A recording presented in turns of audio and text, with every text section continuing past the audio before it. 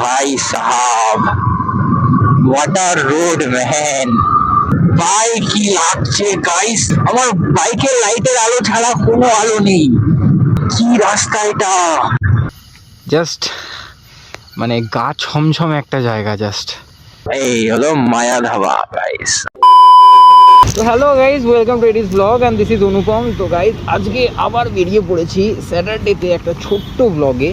তো অ্যাকচুয়ালি আমি বাড়িতে ল্যাদ খেয়ে শুয়েই ছিলাম, তো হঠাৎ ভাই আমাকে ফোন করলো যে ভাই আমিও বোর হচ্ছি, চল কোথাও যাওয়া যাক। তো ভাবলাম সেটাই যে রাইডটাও তোমাদের সাথে তাহলে শেয়ার করাই যাক। আর এরা নতুন মাইক কিনেছে অ্যাকচুয়ালি, তো সেই মাইকের ইউজ করেই আজকে ভিডিওটা বানাচ্ছি, দেখবো কীরকম কী হয়। তো গাইজ চলো যাওয়া যাক আজকে। তো ভাই আমাকে একটা লোকেশানে নিয়ে যাবে বললো, তবে জিনিসটা হচ্ছে আমাদের ওখানে খুব তাড়াতাড়ি মানে বাইকটা চালিয়ে খুব তাড়াতাড়ি পৌঁছাতে হবে, অ্যাজ বিকজ জায়গাটা অন্ধকার হয়ে গেলে আর ভালো লাগবে না, যেমনটা ভাই বললো। আচ্ছা আমরা রাইড যাবো। ওকে উঠে গেছি। সো গাইস আমরা এখন চলে এসেছি বাসন্তী হাইওয়েতে। এখানে গাইস রোডটা খুবই সুন্দর।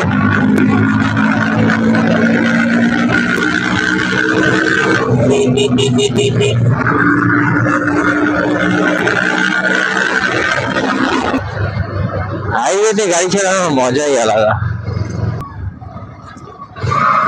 ওহো গাইস এই ভিউটা একটু তোমাদের এনজয় করাতে পারছি না, আমার খারাপ লাগছে। দুদিকেই আমাদের পুরো ঝিল রয়েছে, দুদিকেই আমাদের এখন পুরো ঝিল। তো এই ভিউটা তোমাদের এনজয় করাতে পারছি না, খুব খারাপ লাগছে। বিকজ অফ আমার আসা উচিত ছিল একটু আগে, বাট বাই দ্য ওয়ে কোনোভাবে কিছু করার নেই এখন। বাট আমি এনজয় করছি যে ভিউটা কি লাগছে ভাই, সেই লাগছে সেই।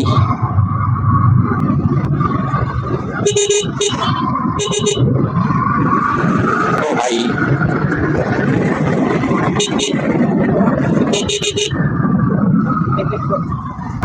ओ भाई साहब व्हाट अ रोड मैन भाई भाई ऐसे रोड में राइडिंग करने का तो मजा ही कुछ और है भाई।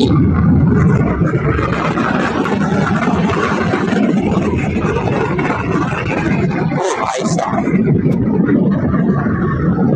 ও ভাই সাহাব ভাই কি লাগছে গাইস, জাস্ট দেখো শুধু লাইটের আলো ছাড়া আমার বাইকের লাইটের আলো ছাড়া কোনো আলো নেই, জাস্ট কোনো আলো নেই গাইস। ভাই কি রাস্তা এটা ভাই সাহাব, ও ভাই সাহাব সেই লাগছে রাস্তাটা ভাই। এখন যদি আমাদের সামনে একদল ছেলেরা এসে আমাদের আটকায়, বাস গেল ভাই। সামনে কি এটা কিভাবে হাঁটছে দেখ, সামনে ওটা কিভাবে হাঁটছিল লোকটা। ভাই সাহেব কি লাগছে ভাই, শীতকালে এরকম একটা সুন্দর রাইডিং আর কি চাই। ভাই সাহাব কি লাগছে গাইস, তোমাদের চারিপাশে ভিউটা এনজয় করাতে পারছি না, সেটার জন্য সরি গাইস। বাট আমি যা এনজয় করছি না তোমাদের সেটা দেখানোর চেষ্টা করছি, তোমরা জাস্ট দেখো ভাই ভাই একটু আলো নেই সারা রাস্তায়। উফ। তো গাইস আমরা ফাইনালি চলে এসেছি মায়া ধাবায়। এই হলো মায়া ধাবা গাইস, আমরা চলে এসেছি। চলো লেটস গো ভাই, চলে এসেছি আমরা মায়া ধাবাতে।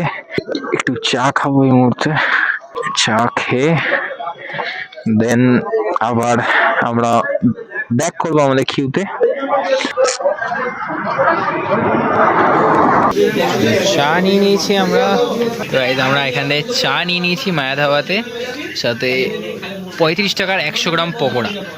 আপডেট হয়েছে 5 টাকা হয়েছে, 40 টাকা। ও এখন 40 টাকা হয়েছে, তা 40 টাকার 100 গ্রাম পকোড়া আর দুটো চা। চল খাওয়া যাক। তো গাইজ আমরা মায়া ধাবাতে এসে একটু চা খেলাম, চা খেয়ে একটু স্ন্যাক্স মানে পকোড়া টাইপের 200 গ্রাম মতো পকোড়া নিয়েছিলাম, তো পকোড়া খেলাম। তো সব কমপ্লিট আমাদের খাওয়া টাওয়া। এবার আমরা এখান থেকে বেরোচ্ছি, বেরিয়ে এখন আমরা বাড়ির দিকেই যাবো অ্যাকচুয়ালি। এই উড়িয়ে দিও না কাকা। শীতকালের বিকেলে একটু পকোড়া খেতে ভালোই লাগে। ঠান্ডার মধ্যে পকোড়া ঠোকোড়া না খেলে না ভালো লাগে না। ঠান্ডা লাগছিল খেয়ে নিলাম।